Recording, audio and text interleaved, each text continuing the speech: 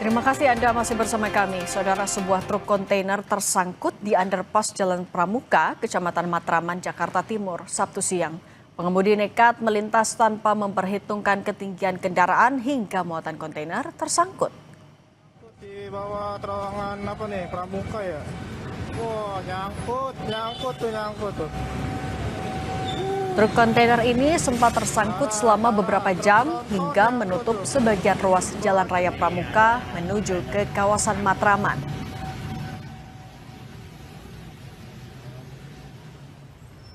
Petugas Polsek Matraman dan Satlantas Polres Metro Jakarta Timur langsung mengevakuasi truk kontainer dari kolong underpass. Truk ditarik mundur menggunakan truk lain agar bisa dievakuasi petugas. Akibatnya sempat terjadi kemacetan arus lalu lintas dari arah Pemuda menuju Matraman karena kendaraan hanya bisa menggunakan sebagian ruas jalan.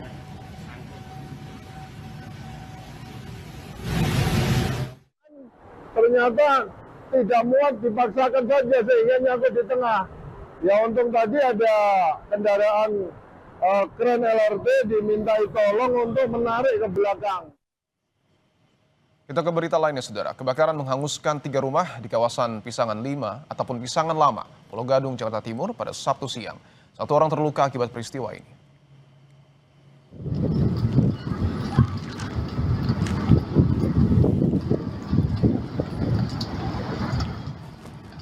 Asap tebal mengepul di Jalan Pisangan Lama 3, Kecamatan Pulau Gadung, Jakarta Timur. Si jago merah melahap 3 rumah petak yang berada di kawasan tersebut.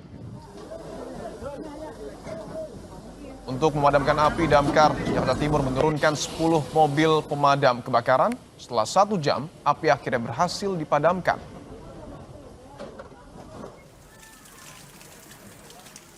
Perwira Piket Sudin Damkar Jakarta Timur mengatakan kebakaran diduga berasal dari kebocoran gas salah satu rumah.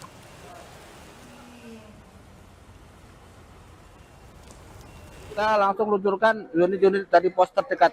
Untuk penyebab kebakaran, sementara informasi dari warga itu kebocoran gas. Untuk korban ada 1 orang, langsung kita bawa ke rumah sakit. Saudara, polisi menangkap seorang buronan kasus begal di Lampung Timur, Lampung. Penangkapan berlangsung dramatis lantaran pelaku sempat melawan saat mencoba kabur.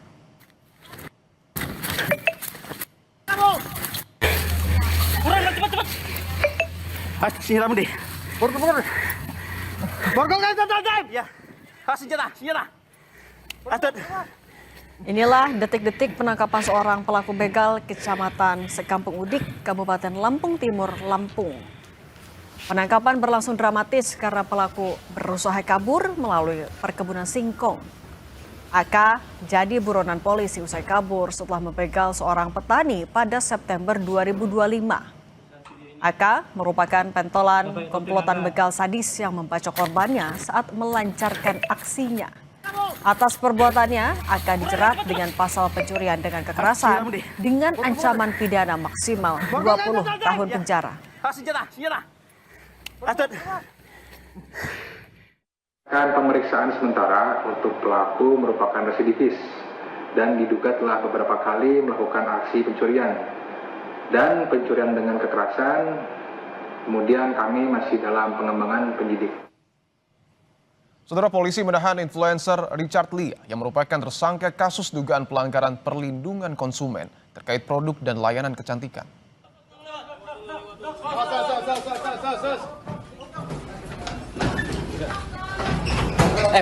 Richard Lee yang juga berprofesi sebagai dokter ditahan Polda Metro Jaya pada Jumat malam.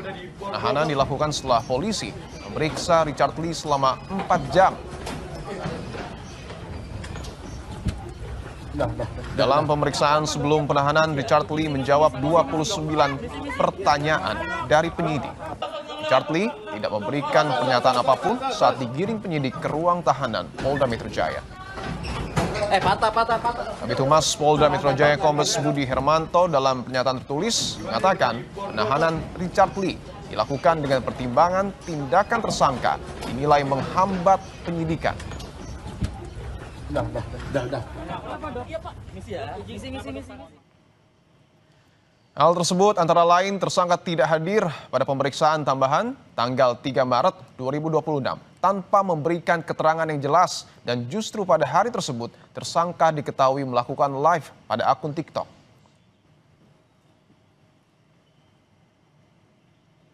Kabid Humas Polda Metro Jaya Kombes Budi Hermanto dalam pernyataan tertulis mengatakan penahanan Richard Lee dilakukan dengan pertimbangan tindakan tersangka dinilai menghambat penyidikan.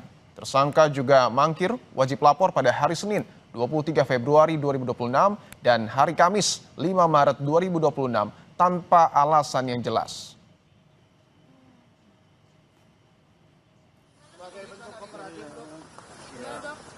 Richard Lee ditetapkan sebagai tersangka sejak 15 Desember 2025 dalam kasus pelanggaran di bidang kesehatan dan perlindungan konsumen terkait produk dan perawatan kecantikan. Kasus yang menyeret Richard ini bermula dari laporan Samira Farahnas atau dokter detektif yang menyebut produk kecantikan Richard Lee overclaim atau penipuan kandungan bahan. Kondisi sehat, Dok? Sehat. Lebih lengkap soal proses hukum Richard Lee dalam kasus pelanggaran di bidang kesehatan dan perlindungan konsumen terkait produk dan perawatan kecantikan, kita bahas bersama Guru Besar Fakultas Hukum Universitas Jenderal Sudirman, Hipnu Nugroho. Prof. Hipnu, selamat petang. Selamat petang, Mbak Cindy. Prof. Hipnu, kalau dari awal kita lihat kan sebenarnya pasal yang disangkakan sudah memenuhi faktor pertimbangan objektif untuk dilakukan penahanan. Tapi ketika sekarang ia mangkir dari pemeriksaan, kemudian baru ditahan, ini adalah alasan yang cukup kuat berarti ya? Ya, saya kira alasan yang kuat, Mbak. Jadi sekarang itu memang dalam suatu penahanan itu ada dua syarat, objektif dan subjektif. Tadi saya katakan, objektif apa terhadap tindak pidana yang diancam 5 tahun ke atas. Sudah cukup. Alasan subjektif, tidak ada kekhawatiran melarikan diri, menghilangkan bukti, dan menghambat pemeriksaan. Nah, kalau kita mendengar dipanggil beberapa kali tidak hadir dan kemudian ternyata dia tersangka melakukan TikTok, saya kira itu suatu tindakan yang tepat ya untuk pembelajaran bahwa itu sebagai hak subjektif daripada penyidik Polda. Karena apa, Mbak? Kalau sampai ini berlarut, Polda pun juga jadi problem, bisa juga diperadilankan, menghambat dalam suatu atau mungkin juga penundaan. Inilah yang saya kira di dalam KUHP dan KUH baru 2025 itu meletakkan sebagai asas cepat dalam suatu persidangan. Sehingga siapapun yang terperiksa dalam suatu proses hukum segera untuk diselesaikan. Karena dalam KUH baru ketika ada penundaan, ketika ada dugaan penundaan, itu bagian dari upaya paksa dalam suatu penyelesaian perkara. Nah, dalam hal inilah saya kira suatu tindakan Polda dalam hal untuk tidak terjadi hal-hal terhadap gugatan dari pihak lain terhadap pemeriksaan Richard Lee. Itu. Prof. Hipnu, tapi kalau misalnya dia mangkir kemudian melakukan live TikTok, ini kan bisa dibilang tidak kooperatif. Apakah artinya ini akan bisa berdampak juga pada perjalanan kasusnya? Memberatkan mungkin? Ya, nah itu nanti dalam suatu persidangan. Kalau terhadap persidangan lain, kalau persidangan diadjudikasi itu adalah meletakkan bagaimana proaktif terhadap kasus yang sedang berjalan. Tapi kalau di dalam praadjudikasi adalah bagaimana penyidik untuk melakukan suatu pemeriksaan, untuk melakukan suatu pemberkasan, tidak bertele-tele, tidak ada suatu hambatan. Karena dalam suatu hukum tadi katakan asas cepat ini jadikan suatu primordial dalam suatu penyelesaian hukum. Gitu.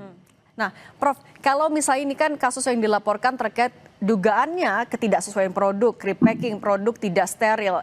Dalam proses penyidikannya sebenarnya pembuktiannya harusnya seperti apa? Proses hukum yang berjalan oleh polisi harusnya seperti apa? Ya, karena ini sudah masuk kaitannya produk terkaitan dengan zat-zat tertentu, saya kira Polda sudah meletakkan ahli farmasi terhadap forensik dari ilmu-ilmu farmasi yang bersangkutan. Apakah produk ini ada terkait dengan zat tertentu, apakah sangat membahayakan, saya kira ahli farmasi forensik itulah nanti akan menjelaskan tentang produk-produk tertentu. Jadi kalau memang hasil pemeriksaan lab dari Polda terhadap hasil pemeriksaan ahli lab forensik ada dugaan penyalahgunaan, ada pelanggaran, saya kira itu yang ditetapkan. Makanya ancamannya itu berat itu, 435 dan Undang-Undang Perlindungan Konsumen di atas 5 tahun. Disitulah saya kira sebagai bukti awal di dalam melakukan tindakan pemeriksaan tersangka kepada yang bersangkutan. Ini kan kasusnya juga melibatkan seorang influencer dengan followers yang juga besar. Apakah fokus publik fokus publik kan juga sorotannya ke sini. Apakah ini bisa menjadi faktor dorongan tambahan kepada Polda untuk kasusnya diselesaikan secara cepat untuk memberikan kepastian hukum? Ya, karena begini Mbak, ini kan kasus-kasus kecantikan ini kan luar biasa Mbak, banyak sekali Mbak. Paling tidak dengan penyelesaian ini, kalau ada potensi-potensi lain akan berpikir. Scan skill yang saya tahu itu berapa daerah ada semua. Oleh karena itu hal-hal seperti ini saya kira Polda gerak cepat, jangan sampai tumbuh, jangan sampai korban-korban berjatuhan atas produk-produk kecantikan yang meresahkan apalagi membahayakan masyarakat. Dengan demikian ini langkah cepat untuk mengantisipasi dengan upaya paksa penahanan yang karena yang bersangkutan tidak kooperatif. Sebetulnya kalau kooperatif nggak perlu, tapi karena tidak kooperatif ini yang menjadikan konsep asas cepat di dalam KUA baru akan tidak terpenuhi. Padahal perundang-undangan mengharapkan penyelesaian undang-undang harus cepat, singkat, dan biaya ringan. Baik, Prof. Ibnu Nugroho, terima kasih sudah berbagi bersama kami. Sehat selalu, Prof. Usai jeda akan ada informasi terkait dengan militer Israel menyerang Beirut, Lebanon untuk menghancurkan infrastruktur perlawanan Hizbullah.